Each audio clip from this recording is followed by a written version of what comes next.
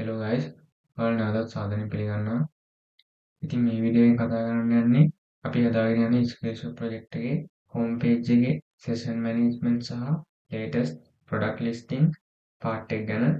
ඉතින් මේ විදිහට තමයි මම හෝම් පේජ් එක ඩිසයින් කරන්න තියෙන්නේ.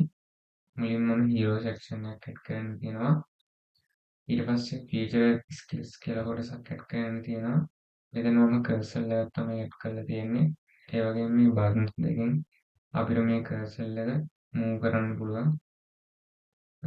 ඊට පස්සේ මම මෙතන එක්ස්ප්ලෝර් කැටගරිස් කියලා පාර්ට් එකක් ඇඩ් කරන්න තියෙනවා. ඊට පස්සේ මම මෙතන ටෙස්ටිමෝනියල්ස් පාර්ට් එක ඇඩ් කරන්න තියෙනවා.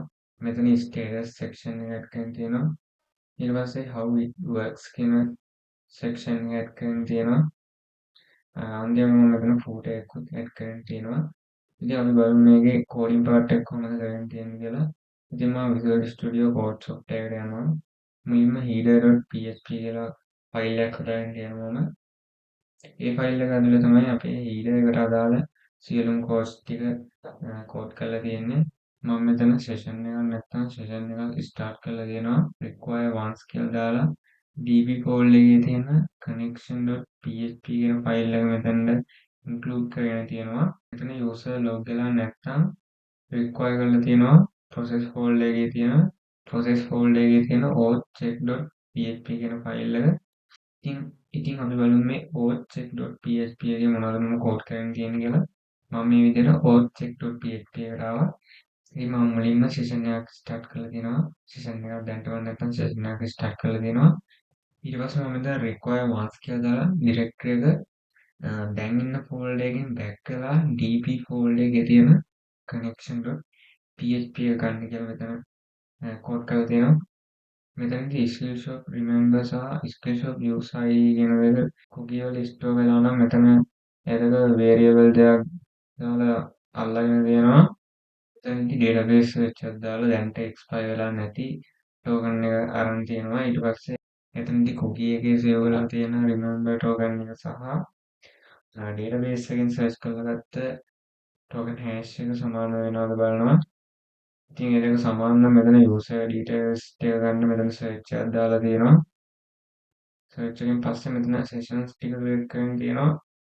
sessions ටික create කරගත්තට පස්සේ පරණ remember tokens ටික delete කරලා අලුතෙන් හැදිච්ච විතරක් මෙතන ඉතුරු කරගන්නවා. ඉතින් මම නැවතුම් header.php ෆයිල් එකට යනවා. ඉතින් මේ ෆයිල් එකේ මම සුපිරි විදියට head tag එකේ අපිට අවශ්‍යම meta tags ටික use කරලා තියෙනවා. ඊට පස්සේ header section එකට අවශ්‍ය codes ටික මම මෙතන කෝඩ් කරගෙන තියෙනවා.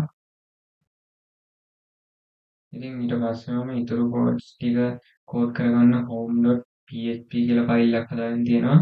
මම හදාගත්ත header.php කියන ෆයිල් එක මම මෙතන මුලින්ම include කරගෙන තියෙනවා.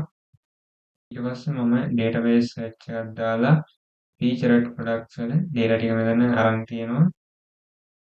ඒත් එක්කම මම testimonials part එකට අදාළ users වගේ feedback table එකේ තියෙන data ටිකක් මම මෙතෙන්ද අරගෙන තියෙනවා.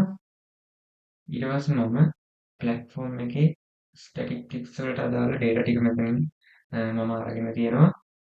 ඊට පස්සේ hero section එකේ මම ඔයාලට මතක ඇතින් අපි මේ home page එකේ design එක ගැන අපි කතා කරා කලින් වීඩියෝ එකදී. ඉතින් අපිට අද තියෙන්නේ මේ අපි හදාගත්තු section වල data ටික කොහොමද හරියට set කරගන්නේ කියලා. මෙතන featured cards section එකේ cursor items වලට අදාළ data ටික PHP වලින් echo කරගෙන තියෙනවා. title, description, price, average rating වගේ අපි අර search කරලා ගත්ත data ටික සහ මෙතන echo කරලා තියෙනවා review count එක.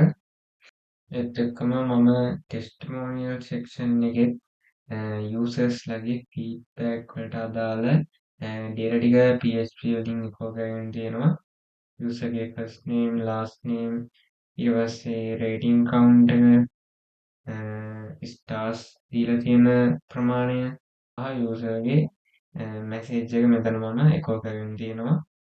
ඊට පස්සේ මෙතන stat section එකේදී මම පලට්ෆෝර්ම් එකේ ස්ටැට්ස් වලට අදාළ ඩේටා ටික මම මෙතන එකෝ කරගෙන තියෙනවා. නම් ෆෝමැට් එකක් විදිහට ටෝටල් යූසර්ස්ලා ගාන, ඊට පස්සේ ටෝටල් ප්‍රොඩක්ට්ස් ගාන, ඊට පස්සේ රේටිං වල ඇවරේජ් එක සහ ටෝටල් ඩෙවලොප් එක